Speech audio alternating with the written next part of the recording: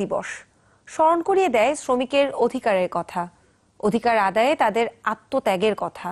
মে দিবস উপলক্ষে সোমবার সকালে নাট্যদল আরণ্যকের আয়োজনে কেন্দ্রীয় শহীদ মিনারে ছিল নানা অনুষ্ঠান। আবৃত্তি আর গানের ভাষায় প্রকাশ পায় শ্রমজীবী মানুষের গল্প। মঞ্চায়ন হয় আরণ্যকের নতুন পথনাটক অরণ্য মঙ্গল কাব্য।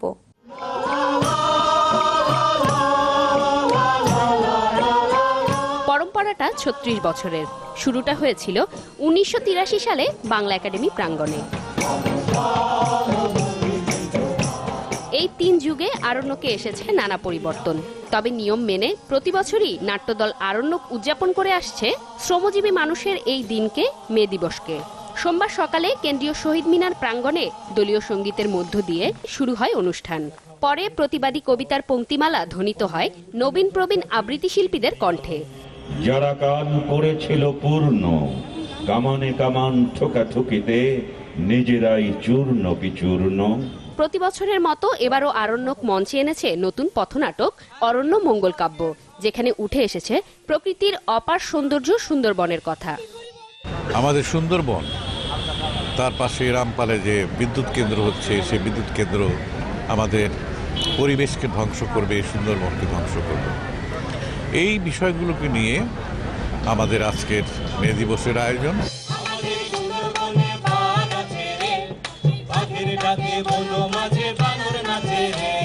উন্নয়নের নামে একটি স্বার্থান্বেষী মহল মরিয়া হয়ে উঠেছে প্রকৃতি ধ্বংসে।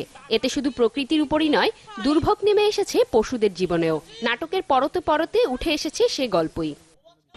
আমরা যা কিছু বলছি বা করছি সবই মানুষের দৃষ্টিভঙ্গি থেকে, কিন্তু এই নাটকে প্রাণীদের কি ক্ষতি হতে পারে, তাদের কি বিপর্যয় ঘটতে পারে, সেই পয়েন্ট অফ ভিউ থেকে এই নাটকটি লেখা। এই সুন্দরবন থাকবে না, ধ্বংস হয়ে যাবে, ধ্বংস। আব্দুল্লাহেল মাহমুদের লেখা নাটকটি নির্দেশনা দিয়েছেন শামীমা শওকত লাভলি।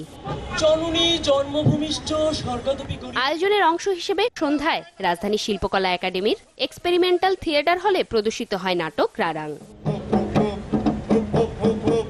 জুমাতুল বিদা, চ্যানেল 24, ঢাকা।